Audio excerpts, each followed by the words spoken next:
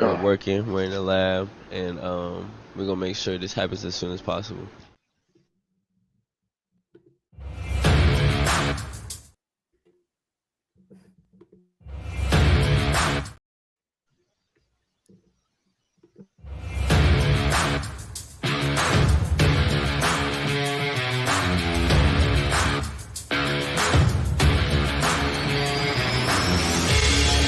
Welcome to an episode of the Sports Genes Into the Lab podcast,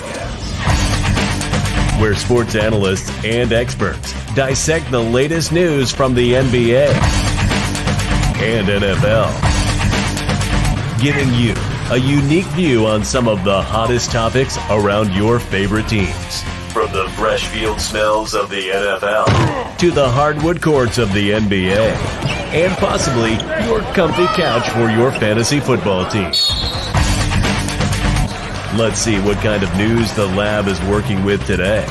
Here's your host from the Sports Analytics headquarters in San Antonio, Texas, Ernest Silva.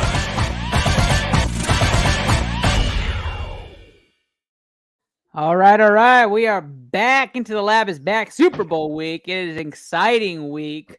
And we have some returnees joining us here on Into the Lab. That's right. Steve, the General Reisner, and Kenny Cotter are back in action. What is up, gentlemen? Well, I haven't been on in a while, but I couldn't not come on for Super Bowl week. So, ta-da! Steve, what have you been up to, my man? I have been working a lot, basically, is really all that I can say to that. I've just not had any time. Well, welcome back, Steve. Welcome back. I'm excited to get some of your Super Bowl takes. I'm excited. I'm like, put it this way. I have had to watch most of the NFL games on my coffee breaks on my phone this season. Yikes. Well, I am glad you took a step away tonight. You're going to give us some time because we got a lot of Super Bowl props we're going to talk about.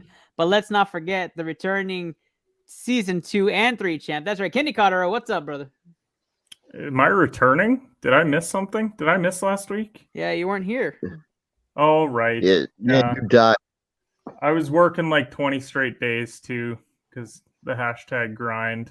No, I was sick last week. I can't wait for the Super Bowl topic that Steve told me about before, which is that the Chiefs are the best dynasty of the 2000s. And I'm really excited for him to tell me all about how great the Chiefs are and how they are clearly the best team since the year 2000. Like, we've never seen anything like this team before, and I'm really excited for him to dive into why that's true. Fucking Chiefs, man. I'm sorry. I wake up every morning to just like 6 Steve tweets. They are now We've seen this before. Stop rewriting history. They're now the first team to go to 5 straight AFC championships, except that they're not. Let me tell you, I don't care how many media outlets report that they're the first team to go to 5 straight AFC championships. They're not. The Patriots were, not the Chiefs. It already happened. No. The media told me it hasn't happened, Steve.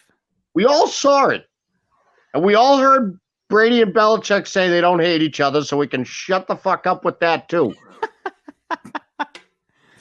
I do have a special question for you, Steve. That was such a great way to start. I know. Before that, Steve, shout out Luke. We look forward to seeing you. Clouds over here. Hey, have you seen 80 for Brady yet? Oh, I'm not watching that. Oh, come on, Steve. That's like y'all's like Super Bowl. Look, I mean, dude, that looks worse than the White Men Can't Jump remake. Oh, don't hate on the White Men Can't Jump. Harrison's character. Watch 80 for Brady. Yikes. All right, and guys. I'm also to Brady's new like underwear model thing that he's got going on there on Instagram. I didn't want to bring that up today, but you're absolutely right. If you get 100 likes on today's tweet, Steve will remake the photo. How do you downvote? You really sure you want that? Give me a hell yeah! The crowd is spoken, Steve. You got to remake it. 100 likes on today's episode. 100 likes on today's episode. We have a doozy for you. We're going to talk Super Bowl. We're going to talk about all those amazing prop bets you can do. We're going to compare the teams, make our predictions so you can place those bets early this week.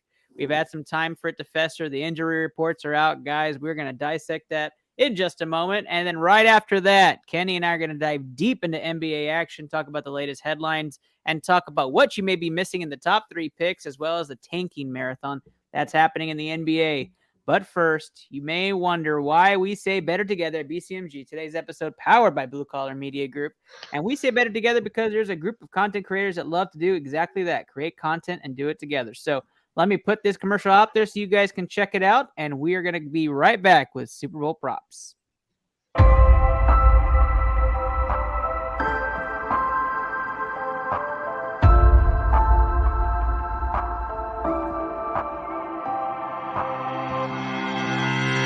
Happy Thursday, y'all. Happy Thursday.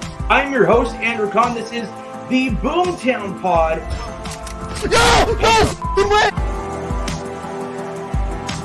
Add Into the Lab Pod is where you're watching today's stream. It is Blue Collar Game Day. I am your host. I got a kill! Welcome to episode 277 of the official Butthole Podcast.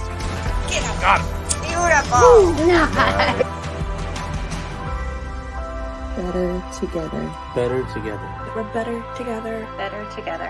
Better together.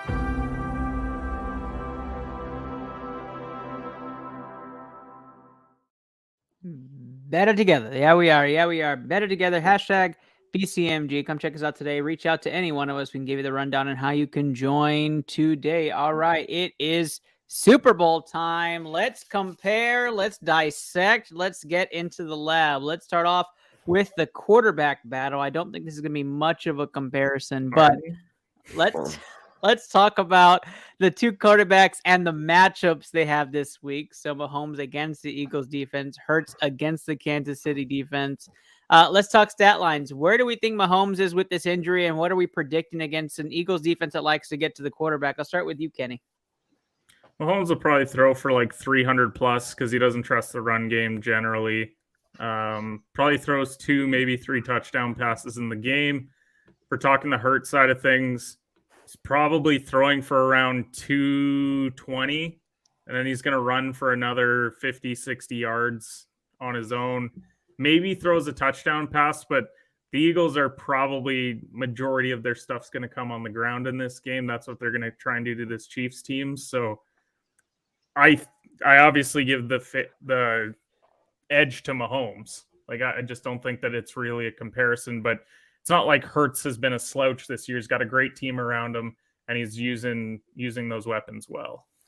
A lot of people have said that Hurts has this noodle arm since back from the injury. So, Steve, I got to ask you, are you worried at all about Hurts against the Kansas City defense?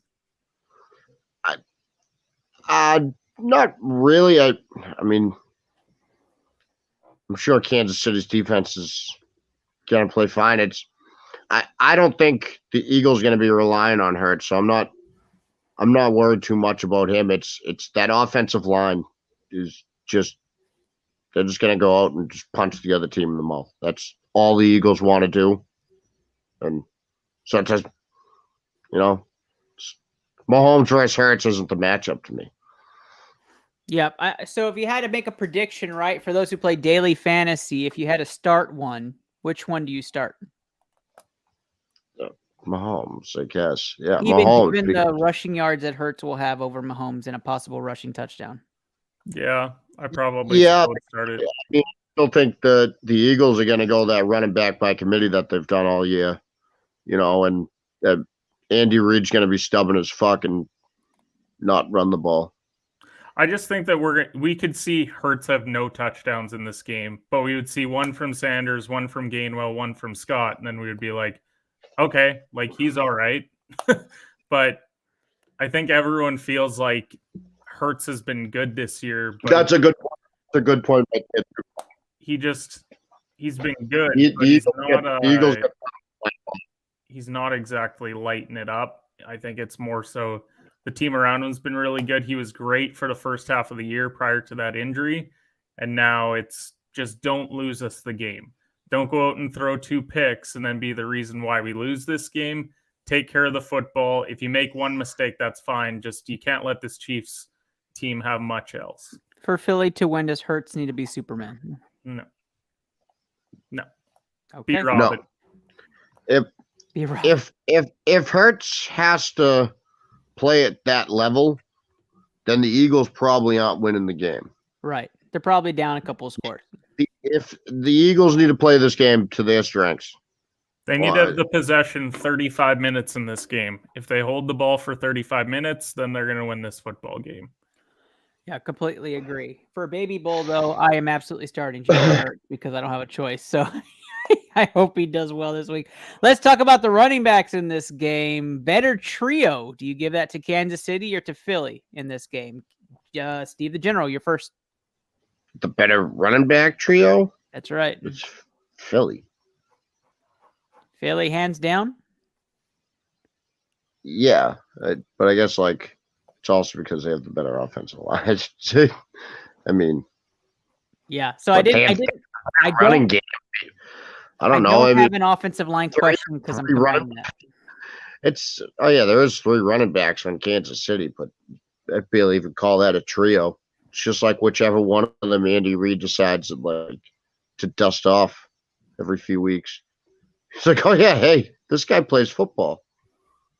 Yep, I'm leaning Philly myself. I think the trio is a little bit more consistent, considering Clyde Edwards-Helaire is actually going to be back and playing in this game. That's why I put trio and not duo for this question. I do like Isaiah Pacheco in the playoffs. He's looked fantastic. A little bit more grit there.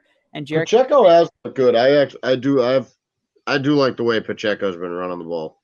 Yeah, I think I'm starting Sanders and McKinnon in this game. So for Baby Bull, I have to lean Philly for this matchup. I am going to go Philly because of the offensive line as well. You stole my thunder. Kenny, do you have any difference of opinion?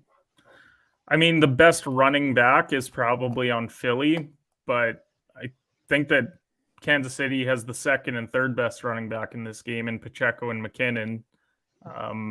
I think, honestly, we've just been seeing so much of Boston Scott and Kenny Gainwell because they just absolutely dominated Daniel Jones and notable quarterback Christian McCaffrey. So I don't know. It's very tough to judge this team because it's like, okay, are they really this dominant or have they just not played anybody yet in the playoffs? And listen, we're going to Kenny, find that out on Sunday. To give all due respect to Josh Johnson. Yeah, I guess. He was there. He definitely played 10 snaps. So shout out to fourth stringer Josh Johnson. It's very critical. The same guy. All right, let's go receivers. We've already talked this out. We're going to go receivers. I just did a best 2 options. Oh, you're on including each team. tight end in here. Okay. I am. Is it? Kelsey Juju versus Brown Goddard. Who would you take in this matchup, and who's going to have the better game? I will start this one off. I would actually take Brown Goddard on this side. I am going to lean Philly, even though I think the best receiver out of the bunch is probably Kelsey. I think the drop-off with Juju is there. So I'm going to take Brown Goddard. I think there's the better weapons for Philly receiver-wise. I'm predicting a great game. A.J. Brown is my Baby Bull starter, so I could be a slightly biased on this one. However, I'm leaning Philly with this one, and I would put them on my team. Kenny? I'll be honest. I don't care how good the receivers are because I'm basing it off of how good the quarterback is. And so, I think Brown is the best receiver. Devontae Smith's the second best receiver. Kelsey gets the edge over Goddard. But at the end of the day, Mahomes is going to throw it to 8 or 9 different guys for 300 plus, whereas Hurts is just going to try to take care of the football. Brown might go for 80 or 100 yards, but I would give the edge to Kansas City, but it's not even necessarily because of their talent level. It's just because the guy giving them the ball is just much, much better, and he's looking to do it more. Steve? I'd have to say Kelsey and Juju would have the better game. I think I'd have to agree with the way Kenny put it too. Awesome. All right, guys, 2 more before we finally predict this thing. Let's go over defense and special teams combined. So you're doing kicker and defense together. Who has the edge? Notice the wording. Go ahead, Steve. Who you got? I gotta give it a Philly. Philly's getting the bid from Steve. I also lean Philly. I think Hassan Reddick has done amazing work on the outside. He's been playing lights out. I love the secondary in this matchup, especially with the receiver core, and I'll take the linebacker core to cover the middle and stack the box. I'm going to take Philly in this matchup. Kenny. I mean, special teams, Philly's punter is awful, but they haven't had to punt a lot. So they've been good in that category. Elliott's probably got the slight edge kicker-wise because Butker's very hot and cold. Like, he could go 4 for 4 or he could go 2 for 4 on the night, whereas I think Elliott's pretty steady. Like, he maybe misses like an extra point at worst. So special teams-wise, I'll give it to Kansas City, but the defense on Philly is just so good. They can match Kansas City's pass rush, but then that secondary is full of playmakers. So actually, if you're looking for a good bet, I know that we'll get into prop bets later on, but I'd look at a Mahomes interception in this game just because they have so many guys that are looking to get interceptions. Like, they almost have like that Trayvon Diggs in them where they're looking to make that big play all the time with guys like Slay and others. So I would look at the over on Mahomes interceptions. That doesn't mean that he's not going to throw for 300-something yards still. It just means that there's probably going to be a ball that gets tipped or hits a guy in the hands, and they're going to pick him off. So I'd give the slight edge on defense special teams to Philly. All right. We're going to move on to our last category. I'm not even letting you guys pick. The head coach leans Chiefs the whole way. The experience. But Nick Sirianni will tell you that it's him. Yeah, he absolutely will. Is there actually a more unlikable head coach in the league right now than Nick Sirianni? And don't get me wrong, I don't dislike him because they're really good.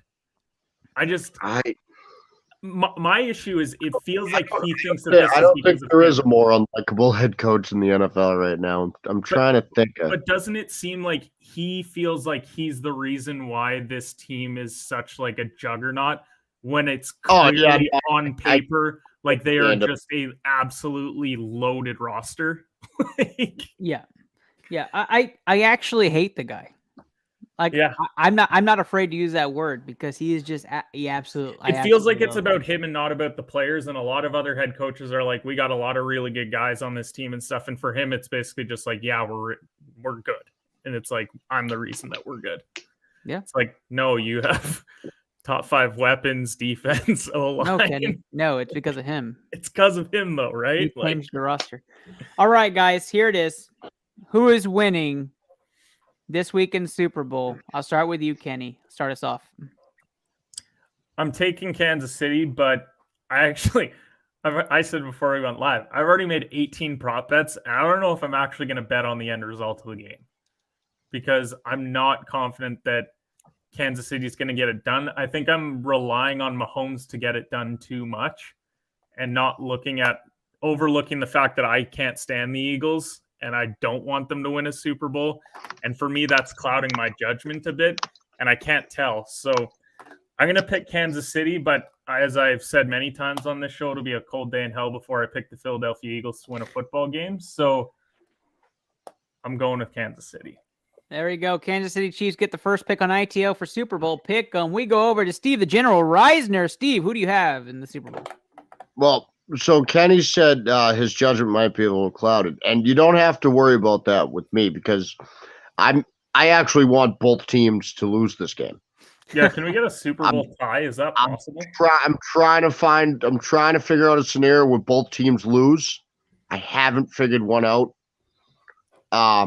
I went back and forth on this game. I normally, when it comes to the playoffs, it comes to the Super Bowl, I give the edge to the team that has been there. But this one, the Eagles' strengths just play so much into against Kansas City's weaknesses. And I think Andy Reid's history of being bad at managing a clock is going to end up being a problem against a team that's just going to look to control the clock all day. And I mean, that Eagles offensive line, I cannot praise them enough. They've just been blowing fucking people out of the way all year. I think they're going to do it again this week. Kansas City will keep up, but I think the Eagles are they're going to set the tone. They're going to play the game their way. All right, we have one Kansas City Chiefs pick, one Philadelphia Eagles pick. It comes down to a tiebreaker. Host of the show, you waited all year for it. This is what you're here for. Do you pick the Cowboys rivals in the Philadelphia Eagles? Do you pick the most storied franchise quarterback in the history of the NFL and Patrick Mahomes and the Kansas City Chiefs? I'm gonna tell you right now, Eagles are 1.5-point favorites. But I cannot pick them to win this game. It is at State Farm Arena, right? Stadium. Oh, God. The spokesperson for State Farm is Patrick Mahomes. Andy Reid against his former team. Give me the Eagles money line. Taking the Eagles. Easy money! Just kidding. Going Kansas City. Kansas City Chiefs to win this game. Give me Kansas City Chiefs money line. I want to make mention to, because it's kind of been a big like headline all the last couple weeks of it being the Kelsey Bowl as well. I think that they're two of the nicer guys that you'll see in the NFL and two of the better personalities. First of all, the fact that they launched a podcast this year and now get to play each other in the Super Bowl, like business is booming over in Kelsey land, which is pretty crazy. But I'm like, that's got to be such a surreal thing. And I saw that they had their mom on as a guest for their podcast this week. And it was such a great episode because like, they're almost like lobbying for who she's going to cheer for. But I think that's just going to be a fun little storyline to go along with it. But fuck the Eagles. Yeah, I did. We did call it the Kelsey Bowl. I'm excited for a lot of these storylines. What I'm more excited about is all the crazy exotic prop bets that you get with the Super Bowl. And so let's dive right into bets. And if you're watching because you like to look at bets, this is where we're going to go with it. Kenny's going to brag because he got some humble brags because he got in early on some of these. Well, let's do a speed run on some of these exotic bets. I know you got your money ready. We got our bets ready. Let's do it. National anthem. 126 seconds is the mark. 126 seconds to a little over 2 minutes. Kenny, over under. First of all, shop around because you can find some lines that have this around 119.5. Not anymore. You can't. I got it 119 on Bet99. Use promo code shooters at sign up. And I have to take the over. I feel like it's gone over a lot over the last couple of years, but Vegas not adjusting to it is a little bit weird. It feels like you would want to have this closer to the 130-second mark because then I think people really start to question it. But I think the over will be a very popular bet on this one.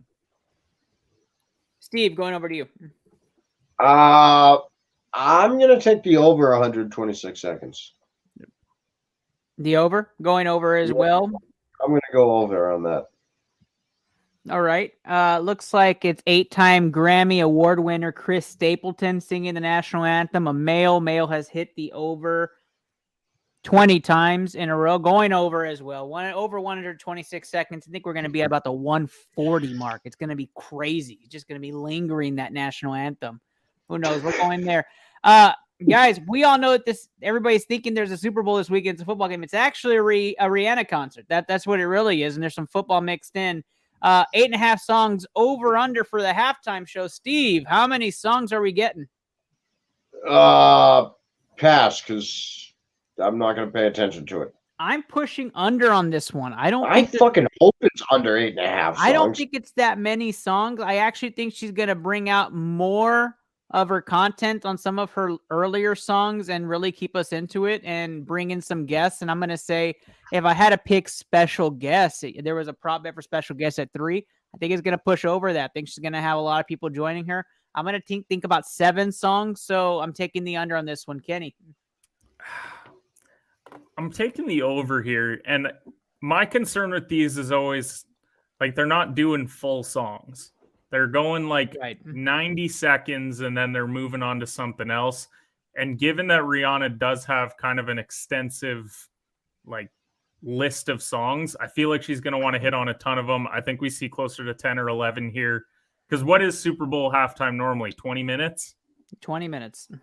So we're looking at 10 songs, 2 minutes a song. It just feels like you might a lot see a lot of interlude moving around. But you might see like late songs, like once she starts getting into Umbrella and some of the other ones, she might do the full song. That's the concern here. That's my concern. This is a perfect line by Vegas.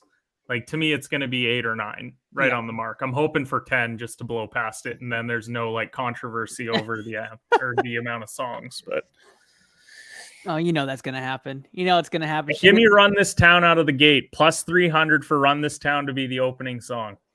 Yeah, I'm rooting for you. I'm rooting for you. All right, guys. The favorite one, probably the most known bet of the Super Bowl. That's right, the Gatorade bath. What color do you have? I think, Kenny, you have an algorithm to this, don't you? Isn't there like a pattern you follow? Is the pattern losing this bet every year? Is that what you do every year? You lose it? I thought you had a pattern you go off of. The issue with bets like these is that people are almost looking to like 5-head this. And that's when they start going the clears and the grape and the whatever else. And it's like you got yellow green at plus 165 and orange at plus 300. To be honest, I would just hedge those two together and just bank on it being one of those three, and then you're good. Yep, I'm going straight orange. I think it's orange. Straight up at plus 300. I respect it. Yeah, I'm feeling the orange this year. It's going to be very Trumpy. Steve. Dark horse red pink. I'm going between orange or blue. I'm not plus 400 best odds. Yeah. I feel like the blue could come out of left field. I don't know. What was Andy Reid splashed with his former Super Bowl?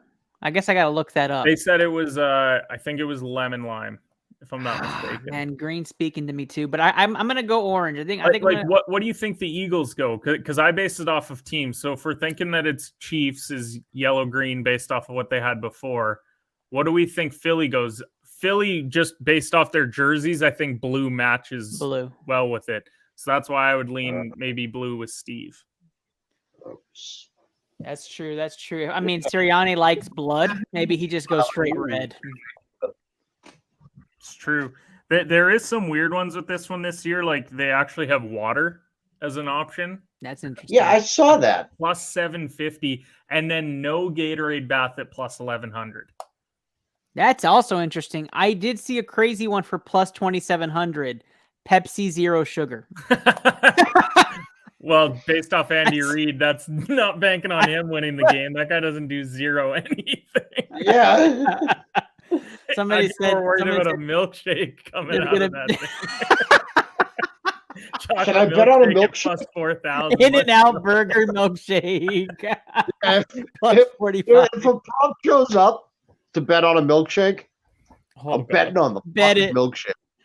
Absolutely. Can you imagine? But then the Chiefs also lose because they've been downing chocolate milkshakes all throughout, and they all start cramping.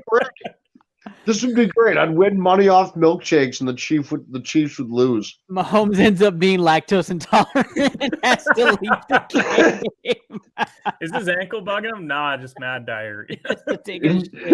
Nah, man, Andy's been having him drink these fucking milkshakes. Oh, they're Paul Piercing now. All right, let's do a couple of fun ones. Let's do a couple of fun ones. Player proposal, yes or no? The yes looked very generous. I thought, why not? Let's hammer a couple of dollars in there. Plus 350 for a player proposal. Are you guys digging that? Nah. Look at roster age. Yeah, I wasn't.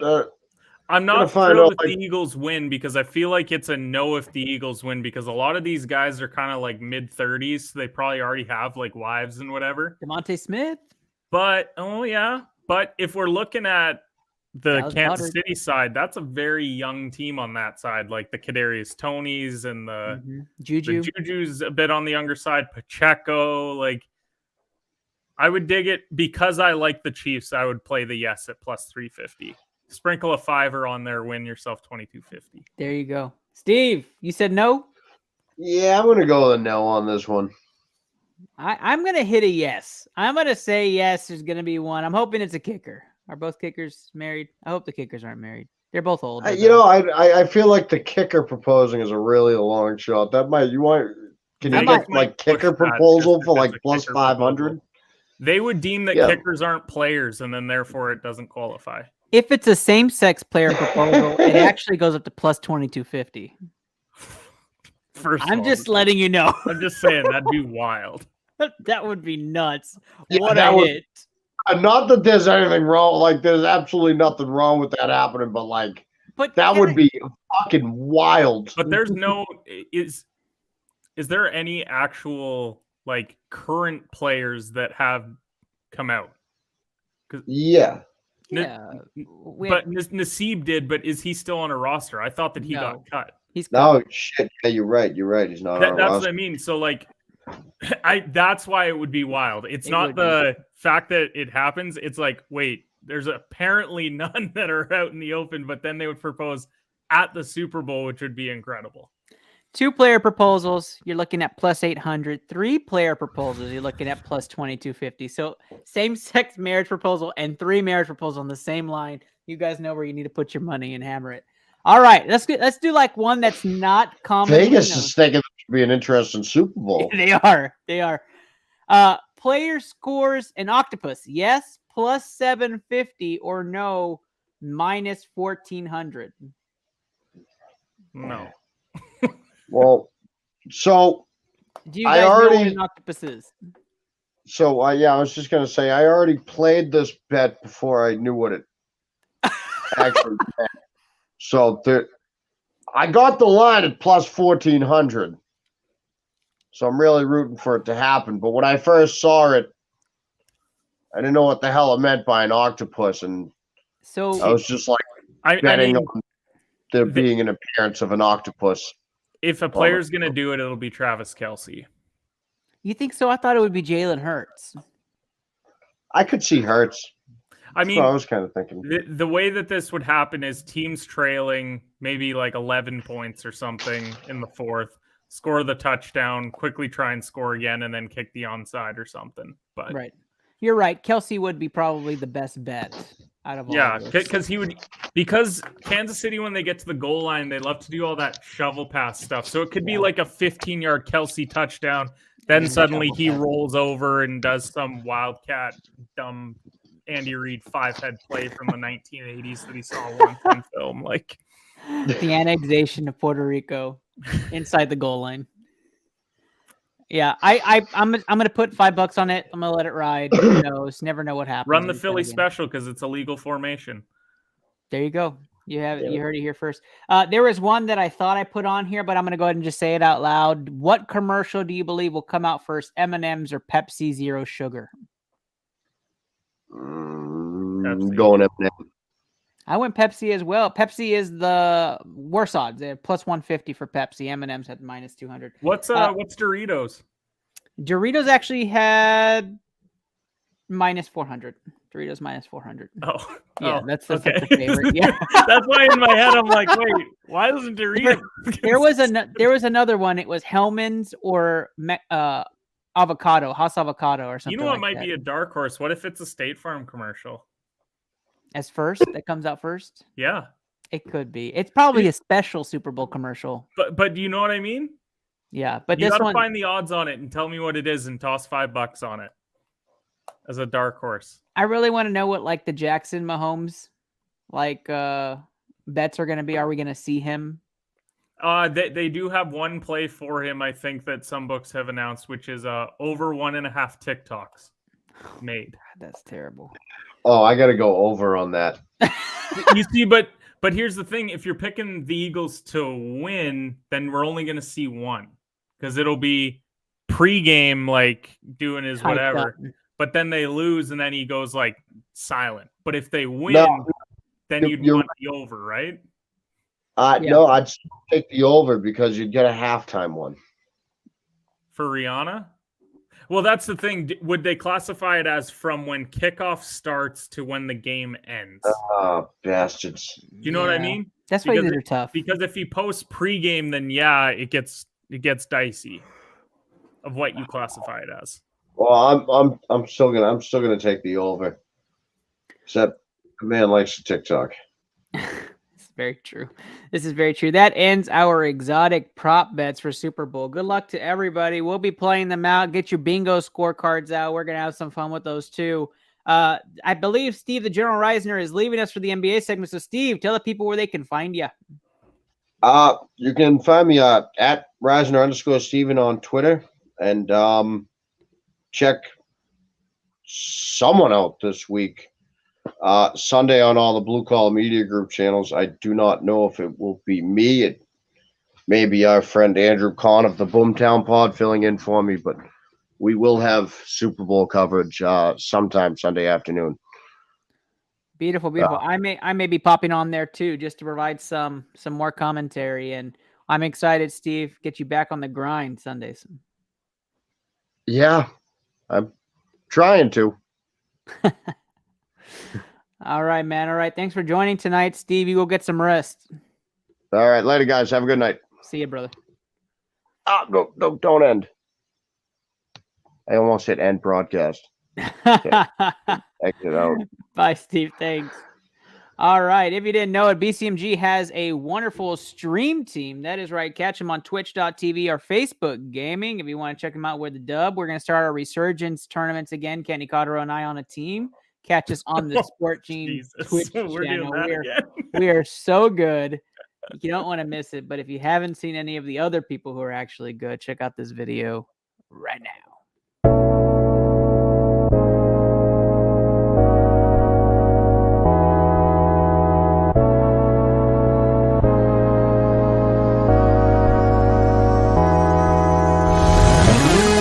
Jill going down the hill. Gonna go fetch Jack in his little pill. Jack feeling down and that's pretty bad. Let's go. Oh! Yo! Clip that! Clip that headshot! Nice. No! A pistol. What? Okay, that didn't count. Woo! Let's go, baby! Clutch it up! Yeah, I like it! What? No way! Did that precision just kill me? Let's go! Nice, Papa! Papa with the clutch kill at the end. Let's go. Oh, I missed. That was bad. Got him. Nice. Man, I'm going to go steal their shit. That is definitely green. You're dumb and it's orange. We're both wrong, red.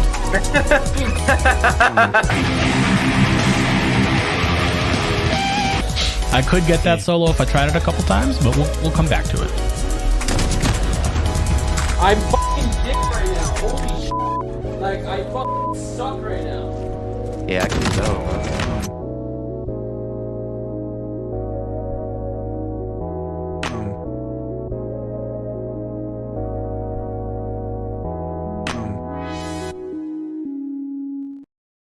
The BCMG stream team led by the holy man, Mama Bear 1920, and of course, the invaluable Coach Peanut. Check them out today. Check out their content, twitch.tv or Facebook Gaming, but mostly on twitch.tv. It is time to talk some hoops. It's our favorite time, the favorite part of the night for Kenny and I. We get to really just hit the hardwood and talk about some of our favorite things happening in the NBA. Kenny, we're going to start off with the obvious. Right, the big trade. Let's talk Kyrie Irving. Kyrie Irving heads to Dallas. Let's grade the trade and talk about what was swapped in that trade. Spencer Dinwiddie is going to Brooklyn as long as also part of it, a couple of picks that are going to be following with them, and Dorius Finney-Smith coming back the other way. One of the Morris twins making their comeback to Dallas, and Kyrie Irving, the big piece there in that trade. We're going to talk KD in a little bit, but let's talk first on the Kyrie impact and what most people are calling two ball-dominant players in Kyrie and Luka now on the same team. Your thoughts initially when you heard the trade break out, and after some time, what were your thoughts? I actually want you to start this one. Okay, beautiful. I'm curious. Thank you. So it reminds me a lot of the Chris Paul James Harden deal, where it says not enough ball for two players. And I don't like the analysis that there's not enough ball for two players because that worked out. However, in this situation, what Dallas does, which I don't think they're done moving, right? There's a question that we're going to talk about when we talk about more pieces. I think there's another move here for Dallas. I think they're going to go all in this year. I think this is the time to do it. Dallas is going to have two different ball dominant guards on the court, and that's okay. It works. It worked for Houston. It works for other teams. And I think Kyrie Irving in Dallas is a risk play that Mark Cuban likes to do. He thinks players will come, love the culture, and stay. So he thinks he's going to sign him long term. And against Luka as a complimentary piece, I think this is actually going to work for Dallas. I think Dallas is going to be playing probably 4-1 basketball going forward. They're going to finish with close to the best record in the West, and they're going to go on a run. Do I think they make a huge playoff run? It depends on how much it meshes and what that last piece they get is. But I think Dallas is scary good now. And for Brooklyn, I think they get a little bit of a future back with their picks. I think that's fun. And they're going to put some pieces around KD to make it interesting in the East. They definitely got worse. I don't think they got better.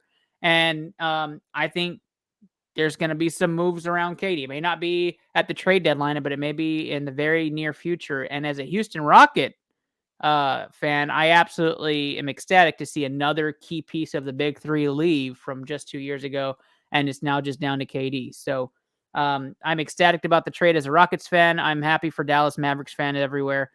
Keep a lookout for more news. And then for Brooklyn fans, I'd be worried. Wow. I was expecting you to go the opposite way because I'm on the same page on this one. I hate the two ball dominant thing as well because even I think what's a better comparison of this, even in Kyrie and James Harden's short time together in Brooklyn, when they were on the court together, it worked.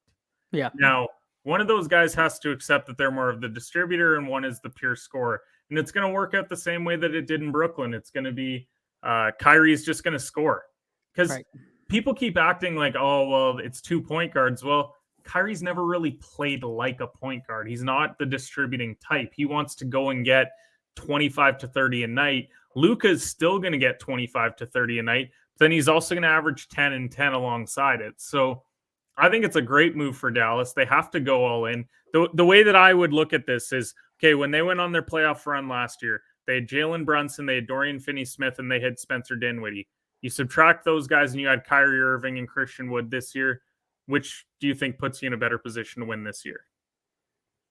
I think you have the best player here in Kyrie, and I know that Brunson is almost an all-star with the Knicks this year. Right. But then I think that Christian Wood's just a better player than Dorian Finney-Smith. Now, we'll get into what other moves could happen here. On the Brooklyn side of things, I mean, all that this means is that KD's playing his last year in Brooklyn. There's no way that he's going to stay here long-term, but they're going to get the Hall of the Century for him.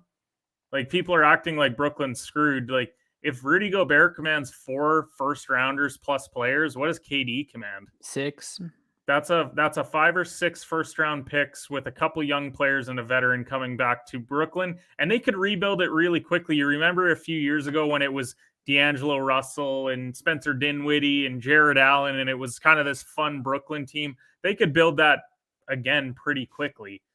Will they actually stick with that long term this time? Who knows? Because guess what? They moved on from those guys to just have Jared Allen be an all-star, Dinwiddie be really good, and Russell surprisingly being the worst player out of those 3. But I love the trade for Dallas.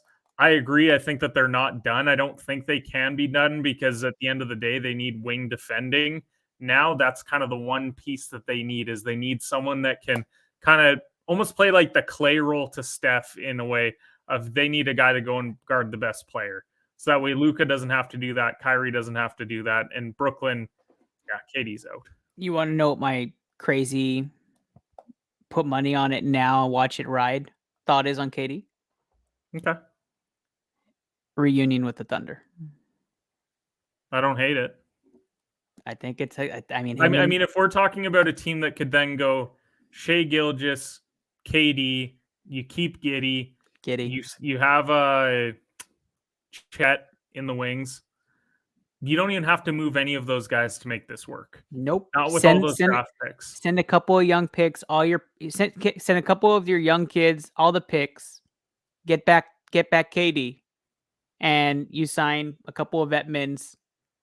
That team's there. dancing. Yeah, is dancing. No, I don't hate that at all. I do think that he's going to ask out, and Brooklyn's going to command the most back that they can, and I think that is a team like the Thunder that's loaded with picks. Then when Philly doesn't win, it Harden's back on the Rockets, and all three of them are back in the same division all over again. Houston, Dallas, OKC, same division. Crazy I love time. the theory. It is kind of hilarious that they traded Spencer Dinwiddie and all of this just to have him back in Brooklyn. Yeah. I kind of felt bad in that sense because he's been good too. People act like he hasn't been a really good player, but now he's back in Brooklyn. All right. I told you we talk about it. Any more moves in the West to shake up the top? There have been a lot of rumors going around talking about different players, from Chris Paul to Kevin Durant to even Damian Lillard to Anthony Davis. I mean, there's tons of rumors out there. So shake up the top quite a bit. Do you see anything earth-shattering on the horizon? I'm kind of worried that Phoenix included Chris Paul in that. I agree. Yeah. I mean, I get the idea. KD, Booker, and Ayton would be a solid big three. It is scary. You want to hear my interesting theory for the West? Sure. The Clippers are going to move for Chris Paul. Another reunion. Chris Paul ends up back. But here's my general thinking on it: is that what's the one thing that team's missing? Because right now, with Paul George and with Kawhi Leonard playing at 100%, they've been phenomenal, and they don't need Chris Paul to score. That team has plenty of scoring. What does it take to go and get Chris Paul at this juncture in his career? Probably takes a pick or two. Probably takes guys like Luke Kennard, Trey Mann, guys like that. John Wall will be included in that as well. You still get to hold on to Norman Powell, so you have your 6-man score. And then if they're ever going to go for this with the Clippers, it has to be right now. Yeah.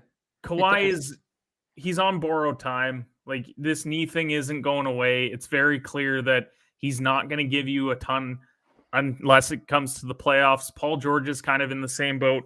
He's been in and out of the lineup for years. I don't know why they wouldn't go and make a move like this, because Phoenix has bigger issues there. It is like structurally that franchise is like just in disarray. And so I think moving on from Chris Paul would go a long way. To be honest, I think they even throw Jay Crowder in there. I think Jay Crowder ends up being a Clipper because they don't want him on the roster, and maybe they send another player back in order to make it work. But I just think that's a move to look at. I mean, it really is the Wild West out there.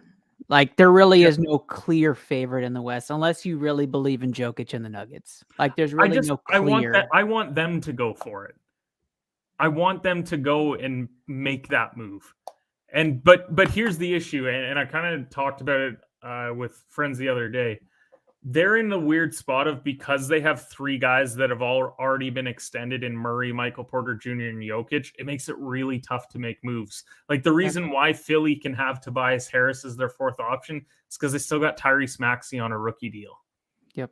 And when you don't have that, how do you go and make moves now? Like, Denver's got to be capped out with all that money. So I don't know what the move is, whether it's going and signing like a friendly vet minimum deal, or like maybe moving one of these young guys. I think that's why Bones Highland keeps getting thrown around, because they're thinking like, and they shouldn't be, because welcome back to Marcus Cousins, maybe. Yeah, like it's going to be a really weird thing that Denver does, but they have to do something. And I said it, Jokic doesn't get a pass this year. If you are ever going to win the Western Conference, it has to be right now. Golden State's in disarray. The Clippers are on and off. The Lakers are imploding. You've got teams like Memphis, Sacramento that are in playoff spots. Like, go win the West this year. You have your roster fully healthy again. There's zero reason why they shouldn't this year. They should win the West, but they should not be winning the championship. I think we differ on that. I think. But that's where I'm saying he has to get to the NBA Finals this year. Right. There's a chance that he's a back-to-back-to-back MVP. And if you win 3 straight MVPs and you haven't been to an NBA Finals yet, how much longer are we going to give this guy a pass for no postseason success? He's had it in the past because he lost to LeBron in the bubble. Then he dealt with some injuries. If you got a fully healthy roster in the West like this, you have to make the finals. Because I think whoever gets there, they're losing to Milwaukee, they're losing to Boston. Like that, those teams are just on another level. Yeah, you have this little period where the elites right now in the West don't look very good, and the young guns are all tanking. So it's like there's nobody to challenge you right now. Go do it. Now, if the Clippers put their roster together, we could talk all about it. Sacramento looks good. Long shots, not that great. And then you have, well, the Pelicans and Suns on the rear who probably have the talent. We'll have to see what they do. It's just very wide open there, very much at that point. Now, I don't have East conversation for today's segment. I think the East is pretty much in its standing, but I do want to stay in the West for these three topics, for these two topics before we go to the East. And it's LeBron. Is LeBron's time over in LA? Is this it? No, he's just going to ride out mediocrity for the rest of this career. Yeah, I think once Brooklyn spitefully didn't trade Kyrie to the Lakers, then I feel like once they get out from under this Russ contract, then we can start talking about them having a good team. Just is LeBron still going to have it next year? Because he's had it offensively all year, but I mean, he's defensively poor. When you're sitting on $45 million, this goes back to the previous point of you got three guys on max deals. There's no room to make any roster moves. You free up $45 million, though, we start to see a well-rounded team. And it's why I kind of liked the Rui Hachimura trade, because at the very least it gave them a younger piece that can kind of prove himself and prove if he's going to be a veteran with this team long term. You got Schroeder, you got Beverly, but then you can actually go out and really round this thing out and make it something good. So I don't think that his time in LA is over, because I don't know where else he goes. Well, what else does he have to prove anymore? He's going to be an all-time leading scorer. He's probably not winning another championship in his career.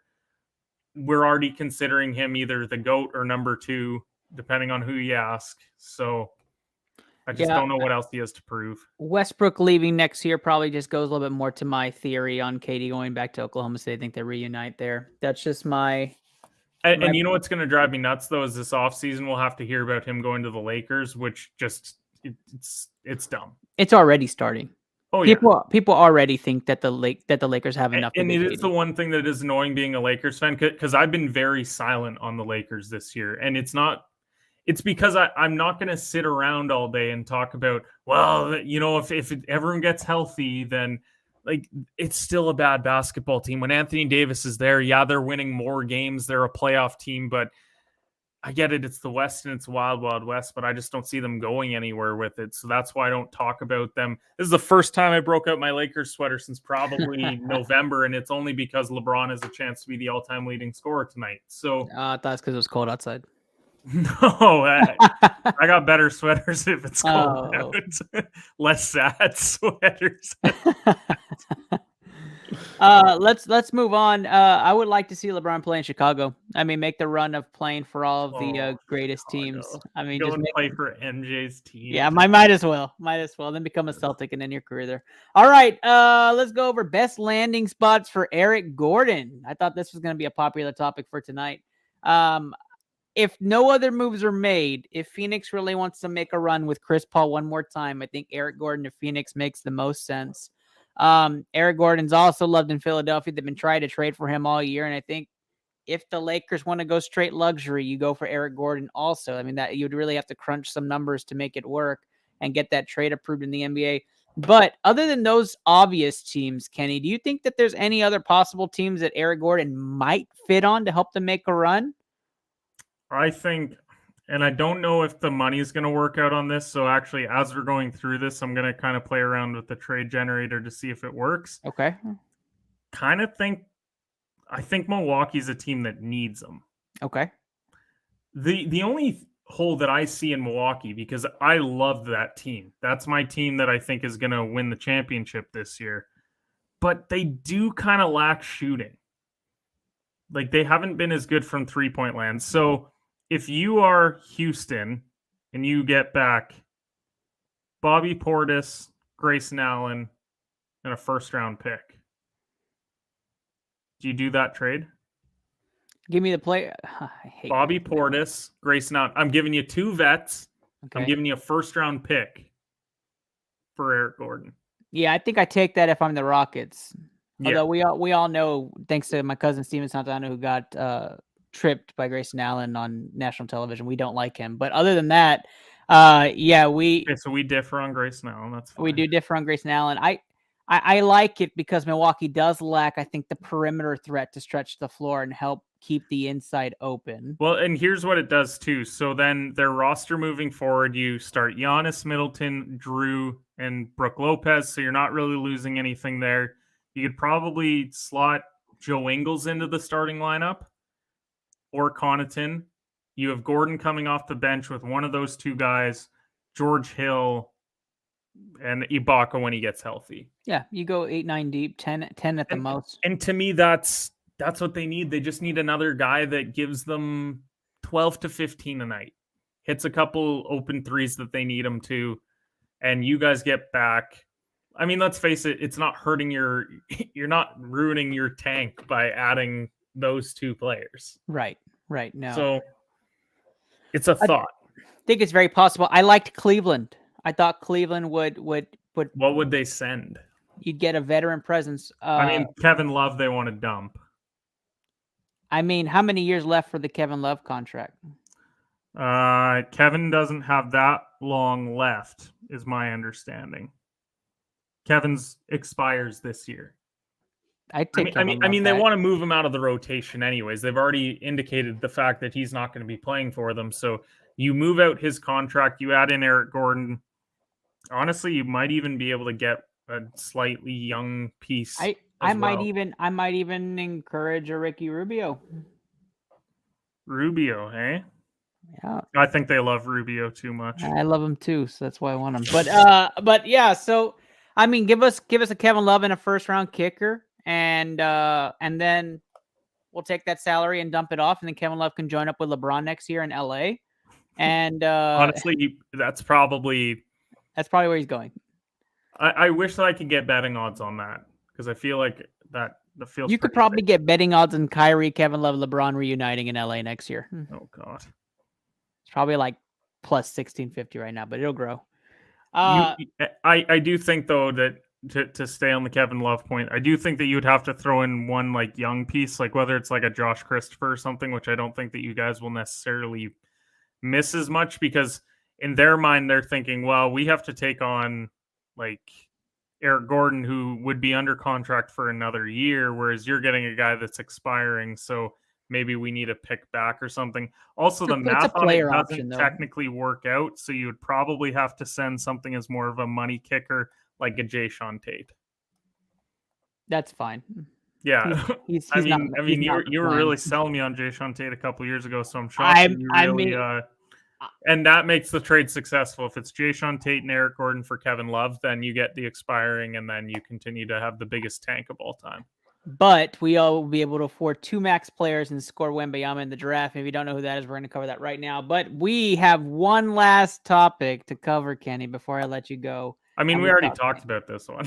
Where's he going? True. That is true. Where does KD end up? And you already know my fan theory and my conspiracy theory. So I'm gonna give you those two just real quick. Thunder is my conspiracy theory. I think he ends up back doing the reading. My fan theory of KD, obviously Texas Longhorn. I'm a fan. Fuck it, Golden State. I just want to see it. Piss off everybody again. Piss off everybody again. Let's just run it back. Run it back, and then they want to run it back with the making everyone angry. I mean that's just a storyline that you can't even.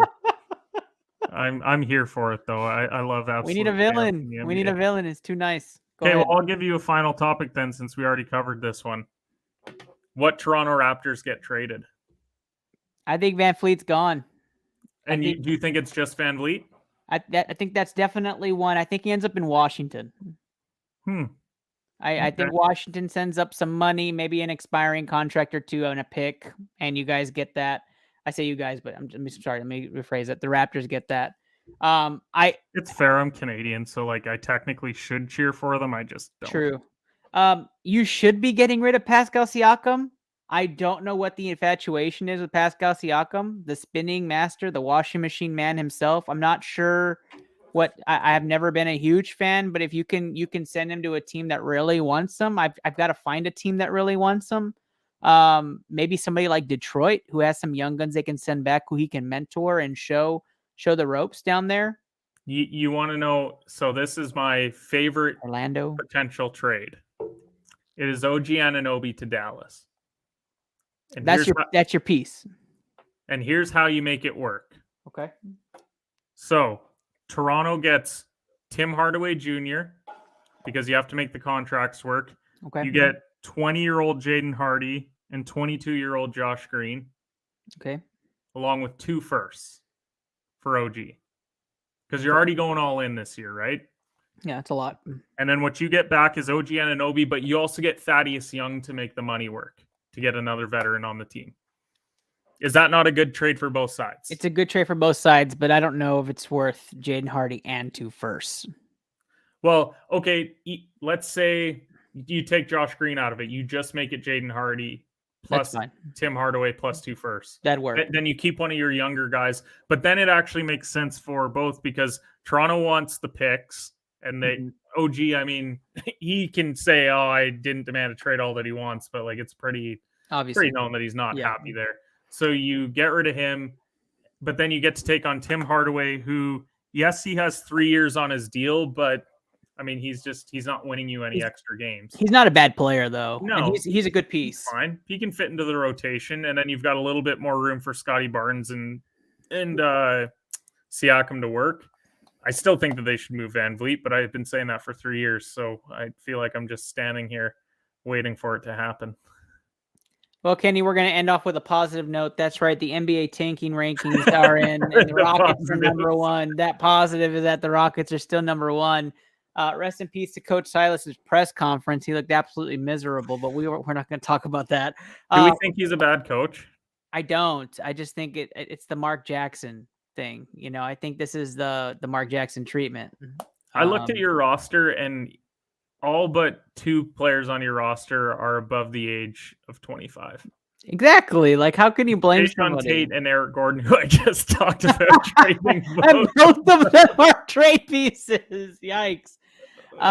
Yeah. No. It's just young guys. You know, like it's a team that we're gonna bring on 2 max contracts, and it's gonna be veteran players. One probably being James Harden, and you're gonna have to mentor these guys at strip clubs. It just happens, and so the Rockets are number 1 in the tank job. They're leading by 2 games over the Pistons. The Pistons, obviously, with their young core, we've been hearing Rockets Pistons the last 3 years being in the tank city, and then all of a sudden here are the Spurs, who are also doing their very best impression of the Rockets and being absolutely terrible this year. And your top 3 teams. And so I just wanted to make sure everybody knew why these teams are tanking, and it's for really 2 men, but let's just say for lack of an argument, it's for 1 man. That's Victor Wembanyama. You know, that's 2. I think this is a Zion Jaw situation. I really do. I think so too. These are 2 really just out of this world talents. We're not going to get too deep. We're already past the hour mark for today's show, but Victor Wembanyama, we're going to start this off next week. Next week we are off. So if you're still listening, next week we are off. We're not going to be on. But we are going to be back that following week, talk NBA and go straight hoops. Victor Wembanyama, though, is the talk of the town. If you haven't seen his highlights, check them out. A 6'11" center who can dribble the ball and shoot like KD from the outside, a young KD, and somebody who's just been absolutely impressive. His hand like expands over the ball. You could take like a bouncy ball and wrap your fingers around it. He does that with a basketball. It's just absolutely crazy. The other name that you need to watch out for, Scoot Henderson, G League Ignite. The cool thing, and Kenny brought this up, is that for the All-Star break, the Rising Stars Challenge, you actually get to see Scoot against NBA level talent. And it's very exciting.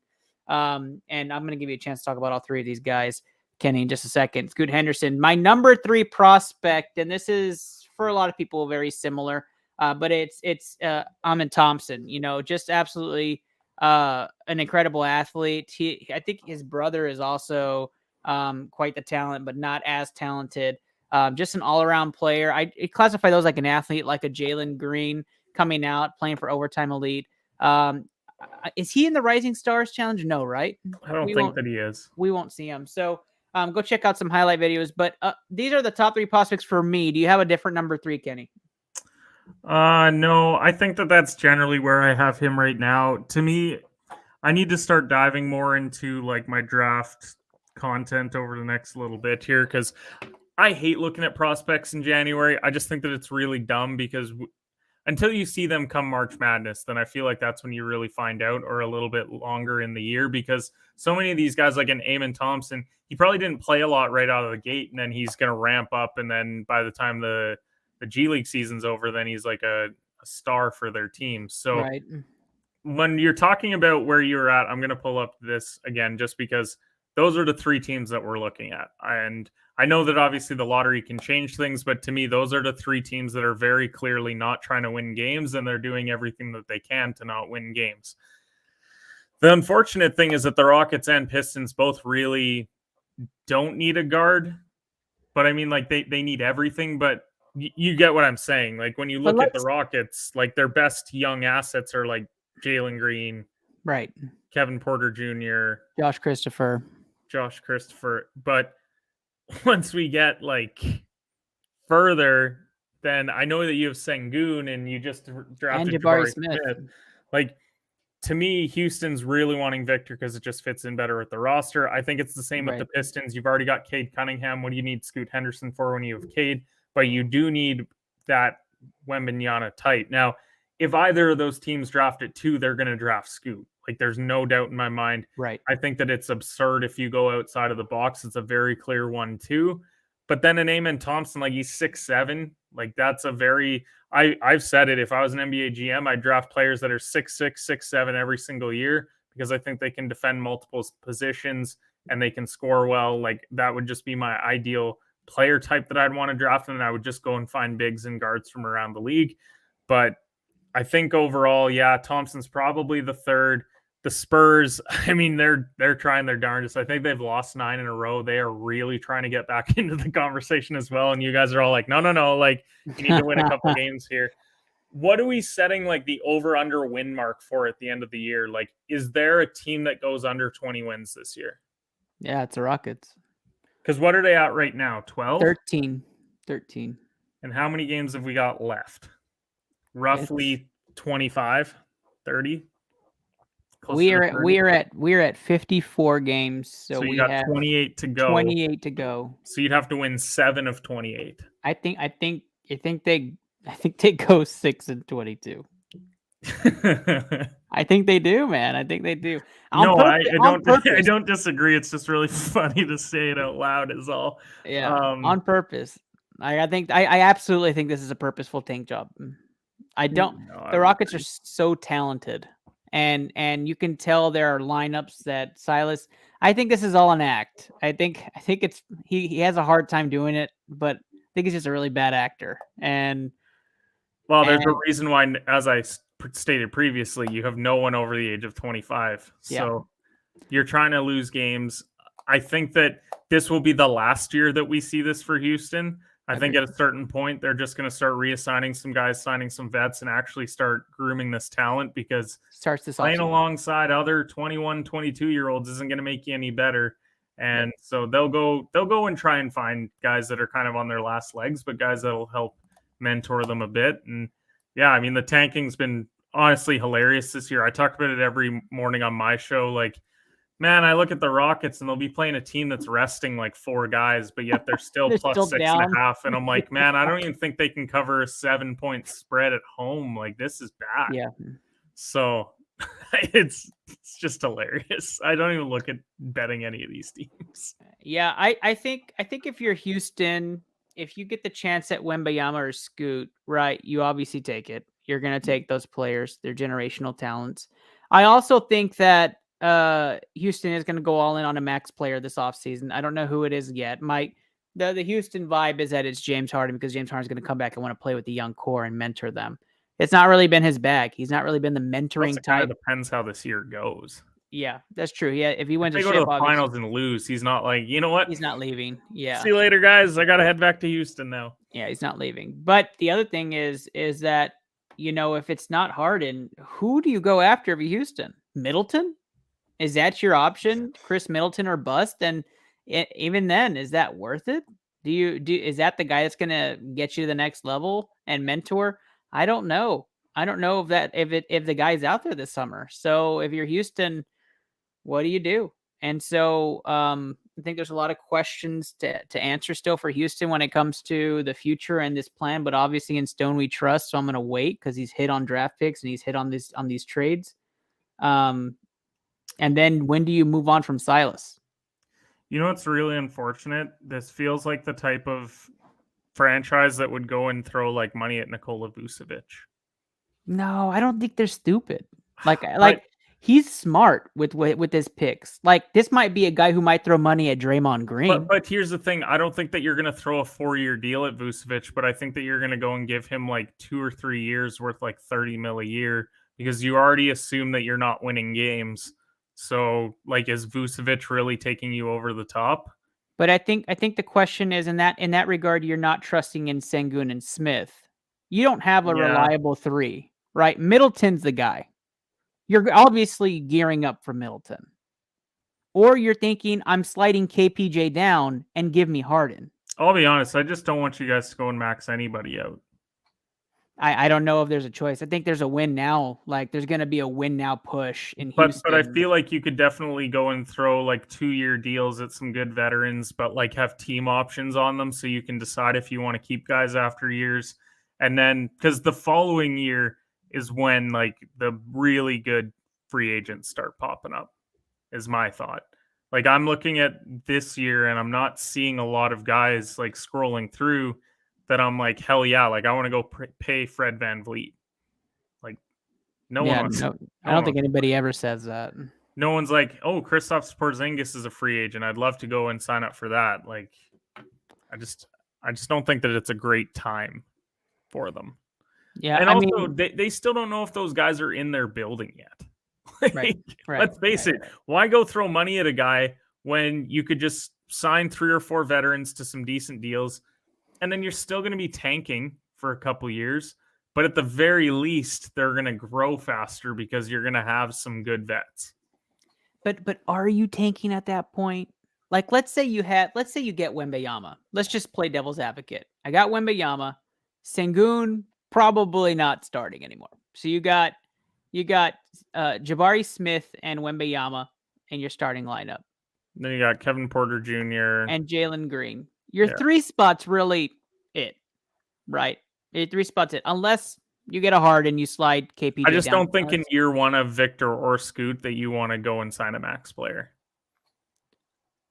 I guess that'd be the choice. Or is Stone's thought that we're just going to put all that money into our players and sign a bunch of vets to decent deals, like you're saying. Yeah. Trust in the process. Could be. I think you have to trust the process with how it currently is, because let's face it, some of these young guys are just going to start getting cut and like they just aren't NBA guys. But well, they could be, but they're just in a bad situation. But instead, you go and like, I'm just trying to think of names of guys. Like you could go and get like a Dennis Schroeder or something to just be a backup point guard, and he's a guy that's been in the league for a while, and then he wants to get paid. Maybe you just pay him 2 years, $34 million. Pay him $17 million a year, but he's a backup.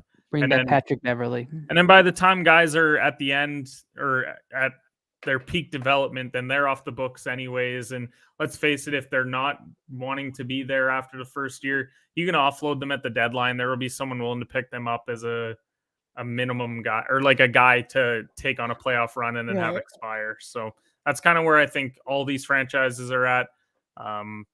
It's just so bad. Hey, I'll tell you, 3 teams in the NBA with a combined like 60 wins. Yeah, I think a good bet would be more wins. Nuggets are the bottom 3 teams. Ooh. Right? If the Nuggets win 20 more, it's close. They'd be at 57. I don't think 57 will be enough to get it done. You know what? The better one to look at is probably the Celtics. What are they at right now? Oh, they're at 38. That's 38. I don't know if they finish better than 20 and 8. So 58 is not enough. I think you have to get to 61 because I think you're going to have a team on like 18 wins, a team on 19, and a team on like 21. So you're looking at 59. That'd be a good bet. Who knows? Who knows? Well, that's today's show, though, Kenny. I appreciate you talking hoops, and we could do that all day. We could actually go probably another hour if we really wanted to. But Kenny Cotterill, Talk to the people about Hedge Pod. Clean sweep today. It was a rough.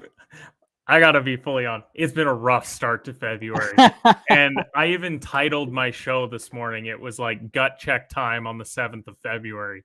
So we gut checked, and we got that 3-0 sweep today in college hoops. Shout out to Tulane for the OT win. So we're getting back on track. One thing that is going to help us this month, Justin Jefferson. If you don't win Offensive Player of the Year at plus 1,600, like that's going to skyrocket the units if we can get it. But if it goes Jalen Hurts, I'm going to be really upset. So live shows. We're live tomorrow morning, 7:25 Eastern time. It's 20-25 minutes. Just go through the headlines from the day, talk about the betting slate, give you a few picks that you want to roll with, and then you can get on your merry way. Ernest, it's always fun hopping on here. It's why I do it every single week. It was great of Steve to really talk about how great the Chiefs are. We know how much he loves the Kansas City Chiefs. And yeah, it was a ton of fun. Yeah, absolutely, man. Thank you so much for joining today. And of course, I'm your host, Ernest Doc E. Silva. You can catch Add Into the Lab Pod anytime, any place, mostly Tuesday nights at 7:30 p.m. Central Time. Thank you guys for joining us today. Good luck on your bets. Play your Super Bowl bingos, play those numbers, win some money, and go Chiefs Kingdom. Good night, y'all.